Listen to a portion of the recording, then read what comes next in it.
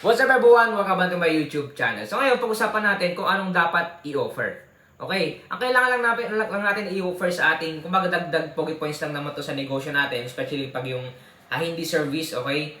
Kumbaga, ito ay pagkain, o kaya meron tayong babalutin. So ang kailangan lang naman natin is yung simple packages.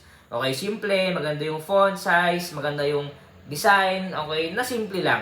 Okay? Kung mapapansin nyo nga yung Facebook, okay? Yung ano pa ba? Yung mga simple lang na yung letter nila, yung mga packaging nila ay simple lang, yung nababasa, okay, big yung kanilang, malaki yung kanilang font size, okay, tapos napaka-simple, okay, kaya ngayong mga alam natin, yan ito, Gucci, oh, ganito lang, kumbaga CC lang, okay, simple lang, for example, ito, itong Under Armour, okay, simple lang yung kanilang tatak. Okay? At the same time, mas simple pa yung packages. Okay? Yun na naman.